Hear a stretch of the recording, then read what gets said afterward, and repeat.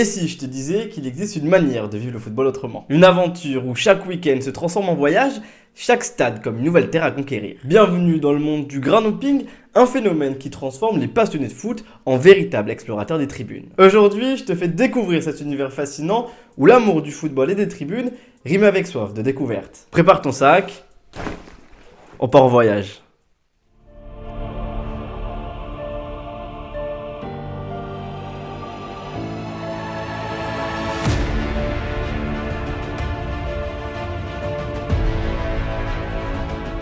Comme d'habitude, si tu apprécies ce genre de format, je t'invite vraiment à lâcher le petit pouce bleu, l'abonnement à la chaîne YouTube. Vous connaissez un petit peu la chanson, mais c'est toujours le meilleur moyen de me soutenir.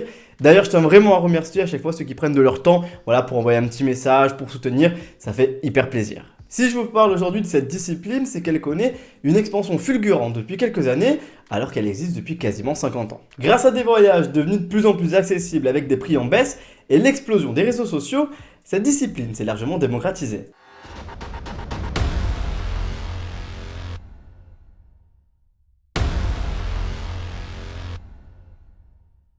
Le groundhopping, c'est l'art de visiter un maximum de stades dans le monde entier. Le but, pas seulement voir un match, mais s'immerger dans des cultures, des ambiances et des traditions uniques à chaque tribune. Bon, j'espère que vous m'en voudrez pas, mais on va commencer par un peu d'étymologie. Le terme groundhopping se traduit littéralement par sauter de terrain en terrain. Vous l'avez compris, il s'agit de parcourir et de découvrir un maximum de stades. Même cette pratique semble récente et tendance, elle est en réalité bien plus ancienne et remonte à environ une cinquantaine d'années.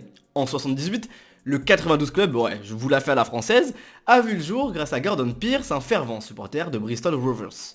L'objectif était simple mais ambitieux, réunir les fans ayant visité les 92 stades des 4 divisions professionnelles anglaises. Ce club existe toujours et incarne parfaitement l'idée de visiter et de répertorier les stades. Le mouvement du groundhopping est particulièrement développé dans des pays où la culture des supporters ultra est bien ancrée, comme l'Angleterre, l'Allemagne ou les Pays-Bas. Il est généralement associé à l'Europe du Nord, tandis qu'il reste plus rare dans des régions comme l'Europe du Sud, l'Amérique latine ou encore l'Asie. Et la France, me direz-vous? Eh bien chez nous, le groundhopping gagne en popularité, mais on reste encore loin de l'effervescence observée chez nos voisins européens.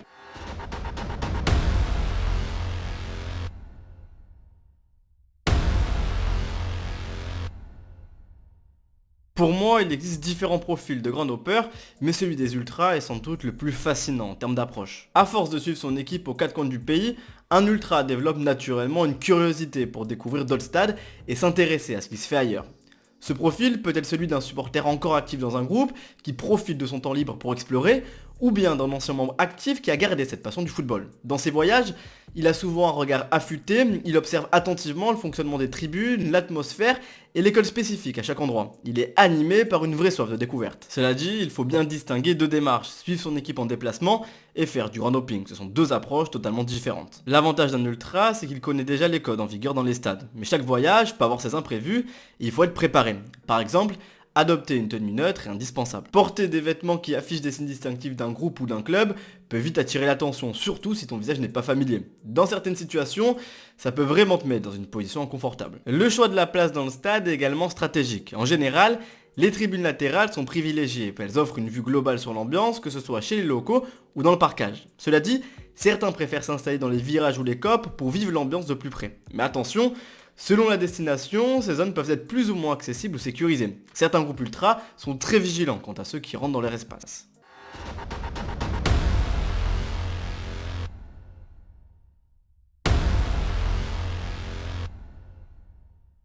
Tous les groundhoppers ne sont pas forcément attirés par l'ambiance survoltée des tribunes ultra. Pour certains, le football est avant tout un prétexte à une exploration culturelle et personnelle. Ces passionnés voient chaque stade comme une destination unique, un lieu où se mêlent patrimoine sportif et découverte culturelle. Ils s'intéressent souvent à l'impact du football sur la société, comment ce sport unit des communautés, reflète des valeurs locales ou même inspire des traditions. Beaucoup visitent des musées de clubs, collectionnent des souvenirs et plongent dans l'histoire du lieu.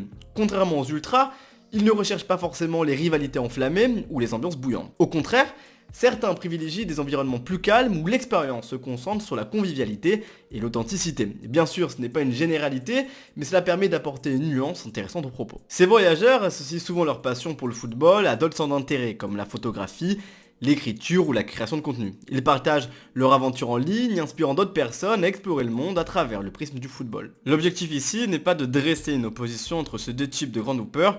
Loin de là. Au contraire, cela montre la richesse et la diversité de ce phénomène qui continue de se développer.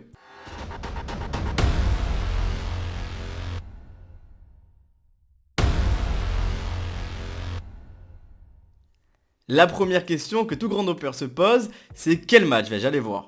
De manière générale, les grands hoppers s'intéressent surtout à des destinations où les tribunes sont actives, où l'ambiance promet d'être unique ou encore à des stades qui offrent une atmosphère mythique. Ce qui se passe sur le terrain, c'est souvent secondaire. Le véritable objectif, c'est de vivre une expérience en tribune. Certains choisissent des affiches marquantes, comme un derby ou un match décisif, par exemple pour l'accession d'un club à une division supérieure.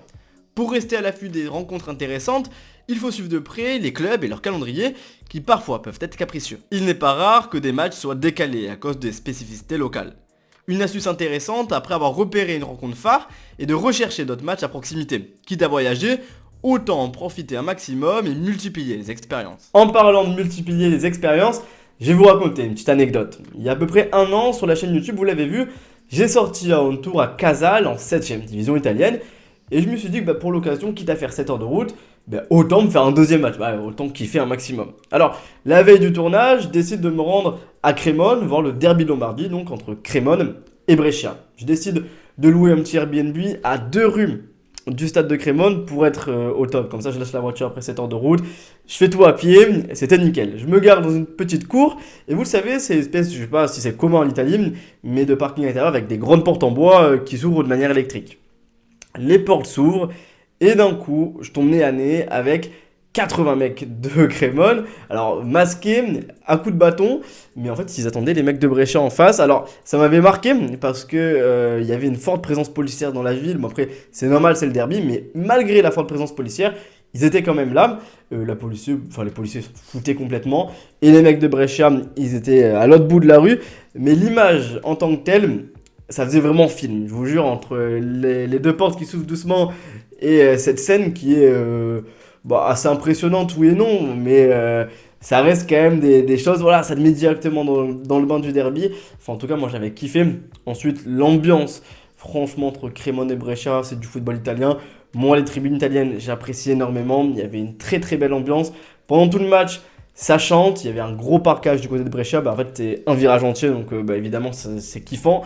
Des fumigènes, des torches qui sont lancées pendant toute la rencontre, c'était vraiment sympa. C'était la petite anecdote comme quoi vous pouvez avoir un objectif et ensuite voir tout ce qui se passe autour. C'est sûr que quand vous partez plusieurs jours et qu'il y a une multiplicité de matchs, évidemment ça fait kiffer. Mais au-delà du match, l'objectif du grand hopping, c'est aussi de découvrir des villes qu'on n'aurait peut-être pas visitées autrement. Le grand hopper s'imprègne de l'atmosphère d'une ville un jour de match, vivant pleinement l'instant et plongeant dans une expérience locale unique. Une fois le match choisi, il faut penser à l'organisation. Les moyens de transport sont variés, mais les options low cost sont souvent privilégiées. Que ce soit du covoiturage pour réduire les frais, le train ou l'avion, l'objectif est d'arriver à bon port et surtout à l'heure. Pour les billets, la simplicité dépend du club et de l'affiche. Parfois, elle s'achète facilement en ligne ou directement au guichet le jour même. D'autres fois, c'est un peu plus compliqué et avoir des contacts sur place peut vraiment faire la différence. Attention également aux arnaques sur internet, qui reste un piège courant. Enfin, le logement est une composante importante du voyage. Même si beaucoup privilégient les matchs et laissent le logement à l'improvisation, cela ajoute souvent un petit lot d'anecdotes mémorables à chaque aventure.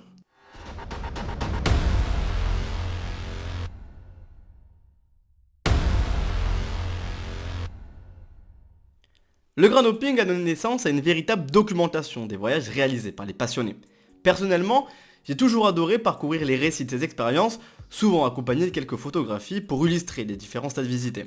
Ce qui peut paraître paradoxal, c'est que dans ce domaine, je préfère largement lire ces comptes rendus sur des blogs ou des sites plutôt que de regarder des vidéos. Certains grand hoppers vont encore plus loin en créant des fanzines pour partager leur aventure. Pour moi, c'est clairement le format qui colle le mieux à l'esprit de cette pratique. Cela dit, avec l'essor d'internet, beaucoup optent désormais pour des blogs bien plus accessibles que les fanzines traditionnels. Un autre outil qui a émergé et qui cartonne dans la communauté, c'est Futbology. Cette application permet de répertorier tous les matchs auxquels on a assisté. Elle est hyper intuitive, super pratique et propose une base de données gigantesque. Franchement, c'est une ressource incontournable pour tout grand hopper qui veut garder une trace de ses voyages. Il y a également Stadium Traveler qui est une super application française pour les passionnés de football qui aiment découvrir de nouveaux stades. Elle permet de garder une trace des endroits visités, d'explorer des stades près de chez soi ou à l'étranger et de trouver facilement des idées pour de futures aventures. C'est pratique pour planifier des sorties, surtout grâce à la géolocalisation. Promis les gars, il n'y a aucun placement de produit, c'est juste voilà, je balance des petits tips comme ça, n'y voyez rien de mal.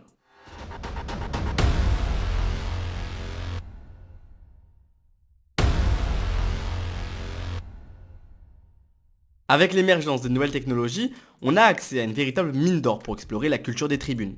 De nombreux blogs tenus par des passionnés regorgent d'histoires fascinantes et d'anecdotes uniques. Personnellement, j'ai passé des heures à me poser, à lire ces récits, complètement aspiré par ces expériences. Cependant, cette démocratisation du run hopping a aussi donné naissance à un véritable business pour certains. Vivre de sa passion, c'est génial, et je respecte totalement ça. Mais il y a une limite. Certains exploitent ce mode de vie pour en faire un business qui dénature les stades et ne respecte pas les codes. Ce qui m'horripile encore plus sont les commentaires désobligeants sur les supporters locaux. Franchement, voir des critiques venant de quelqu'un qui est juste de passage pour créer du contenu alors que les ultras locaux se battent chaque jour pour leur club, eh bien écoutez, ça me dépasse. Parfois, il y a même des contradictions flagrantes, s'émerveiller devant une ambiance exceptionnelle tout en condamnant certains comportements du même groupe. Pour moi, l'atmosphère d'un stade, c'est un tout, pas un buffet où l'on choisit ce qui nous plaît et on rejette le reste. Cela dit, je veux être clair, mon propos ne vise absolument pas l'immense majorité des passionnés. Ceux qui voyagent, qui vivent leur passion à 100% et qui font briller cette culture de la plus belle des manières méritent tout mon respect. Ils sont l'âme de ce mouvement et c'est grâce à eux que cette pratique continue de rayonner. Bon les amis, le format va bientôt toucher à sa fin. Si tu l'as apprécié, je t'invite vraiment à lâcher le petit pouce bleu, l'abonnement à la chaîne YouTube, ça me ferait hyper plaisir. Et dans les commentaires, n'hésite pas à me donner la destination de tes rêves, voilà le stade qui te ferait kiffer, un match qui te ferait kiffer, ça serait hyper intéressant de pouvoir un petit peu voir quelles sont vos inspirations, ça fait toujours plaisir. On se retrouve les amis dans à peu près une semaine pour le prochain format, c'était CK, ciao.